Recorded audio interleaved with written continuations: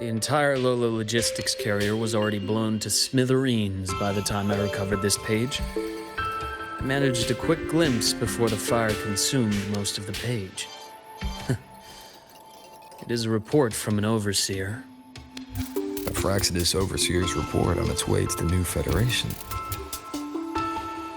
Yes. Tucked away in a Lola logistics delivery box. The recipient is Eris in the new Federation.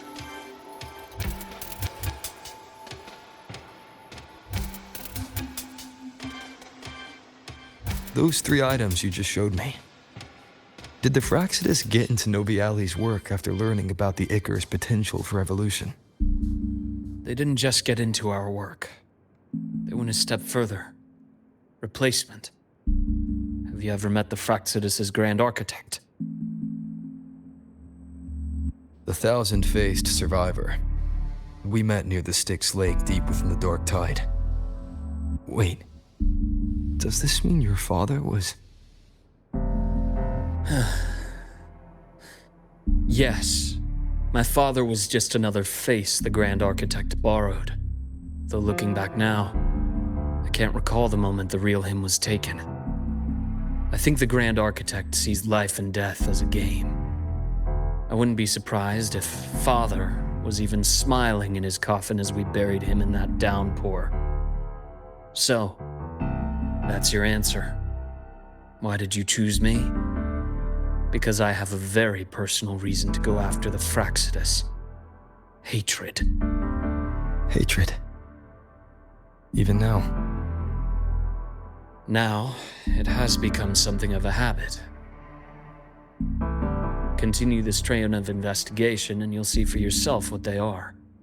But before you do, there's something I should share. My friends in the Black Shores told me you've already had a few run-ins with certain overseers. Is that right? 3. Cristoforo, Filova, and Scar. Plus the Grand Architect you mentioned. Ah, those names do ring a bell. Filova is codenamed Hecate. Cristoforo? Arachnos. Intriguing, isn't it? The flair they have for their own branding. But it's a telling detail. The codename can reveal its owner's style, personal tastes, and even ambitions. Think about it. A powerful resonator who causes chaos at random leaves no trail to follow. But give them a preference, a pattern. We can start to build a profile from the pieces. I've been compiling reports on the overseers for years. Allow me to share what I've learned so far. I've reactivated your access. You'll find the door controls right over there.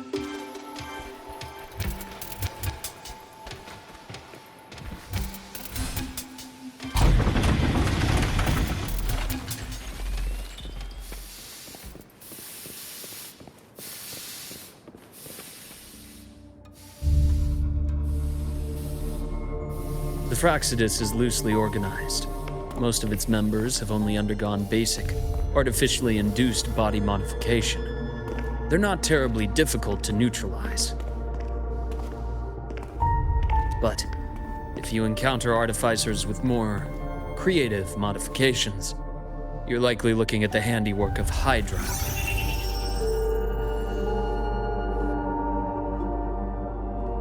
Hydra is their leading mind on human evolution and body modifications. Whoever they are, they often work in tandem with Siren.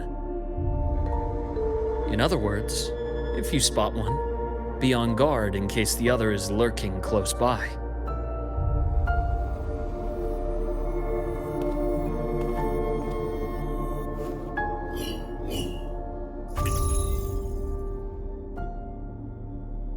Zashiki Warashi won't require much of your attention. This overseer primarily operates in Ashinohara, a region that's been largely destroyed by the Lament. Ashinohara. I've heard of it somewhere before. The girl we had in the infirmary for a while. Chisa, I remember. The city that trapped her, Onami, is part of Ashinohara. Now, on to 2 key pieces of the puzzle. did say the Fraxidus was a loose organization, but even the most scattered cells still need funding to function.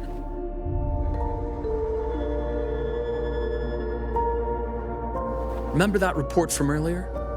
It's only a matter of time before you go to the new Federation, and based on the intel I've gathered, that's their most critical base of operations, and where you'll find Eris. How critical? Do they operate in the open? Not exactly, but in a place where money talks, they must have members in the highest echelons of government and business. Key members. Their foothold in the new Federation has given them immense leverage.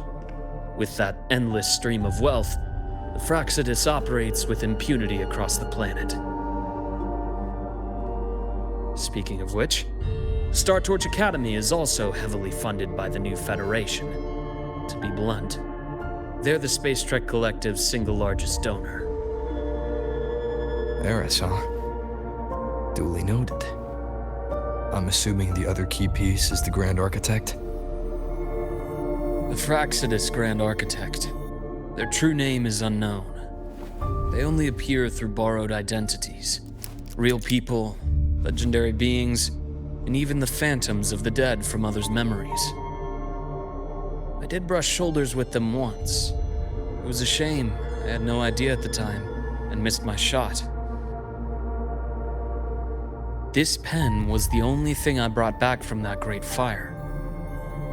I have yet to decipher the lettering, but it shows one thing for sure. The Grand Architect has been around for a very, very long time.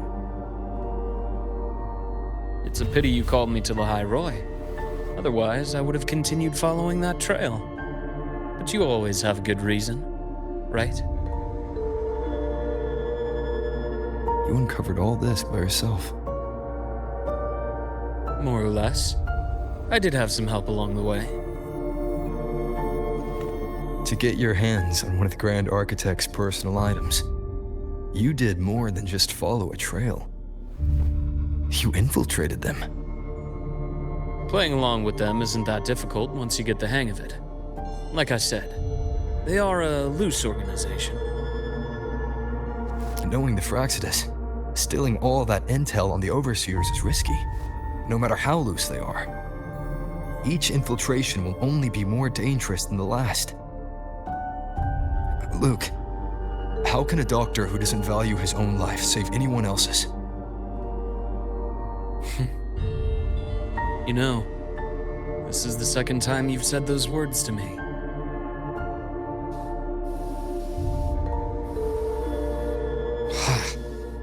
They got away again. If I hadn't been so cautious, I could have taken care of them this time.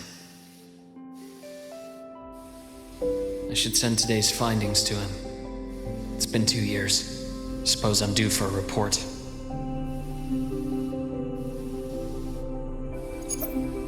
Good. You got the intel. It would have been a shame if I got myself killed for nothing. You want me to go to the High Roy? Why? There's evidence of their activity in the High Roy. I need you to keep an eye on things. And frankly, you need a break. Now is not the right time. You've already drawn enough attention. Do we really have to wait for you to get killed to decide it's the right time? How can a doctor save anyone else's life if he doesn't value his own? Keep pushing like this, and you'll be no different from them. Not pulling any punches, are you? Trust me, that's only the warm-up. The High Roy is a nice place, Luke. Bright, passionate students. Beautiful snow. Perfect for slowing things down. Listen to me on this. Come.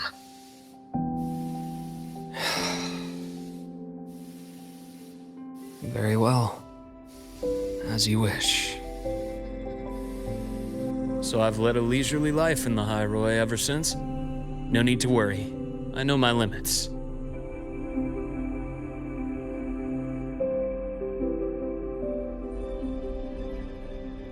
Let's set aside the Fraxidus for now.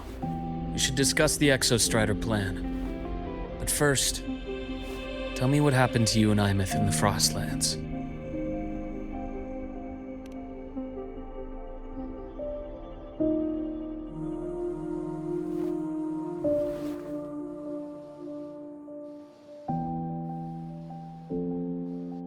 I see.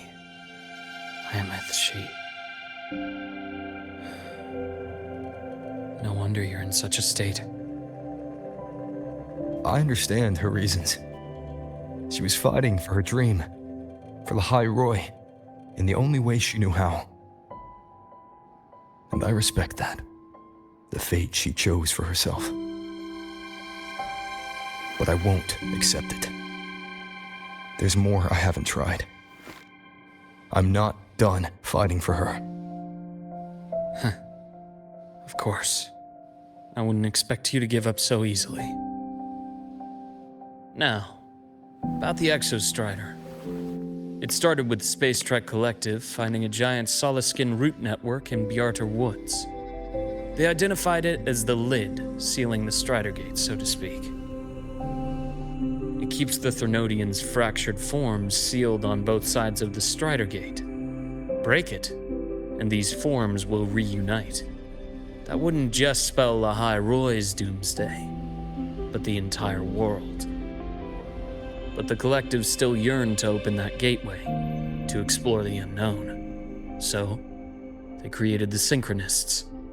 The idea was to use augmented resonance to amplify the Exostrider's power, hoping that would keep the Threnodians suppressed. But lately, the Threnodians' attacks on the seal have been increasing. I'm afraid the Fraxidus is also getting ready to make a move. With the reactor core returned, all you need now is a little patience. Wait for the Exostrider to awaken. Then we can focus on how to use it to find Imeth. You were a synchronist in the Academy once before. I'll speak with Lucilla about getting you piloting access. Then I'll wait for your news, Luke. Certainly, but our immediate priority should be the Fraxidus. I have a feeling they're planning to sabotage our plans for the Exostrider.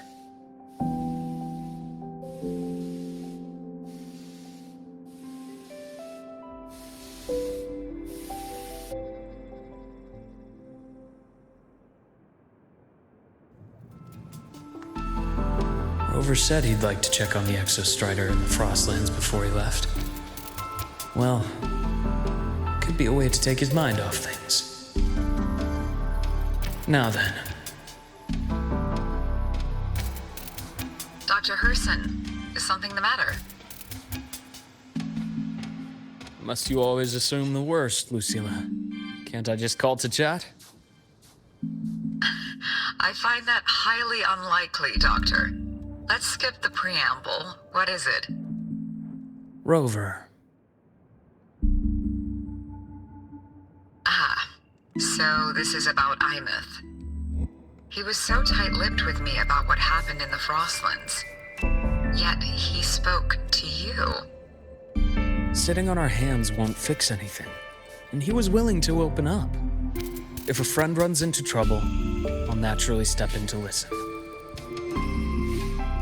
Besides, what I have to share today benefits the Academy. It could help us get ahead of a few potential issues.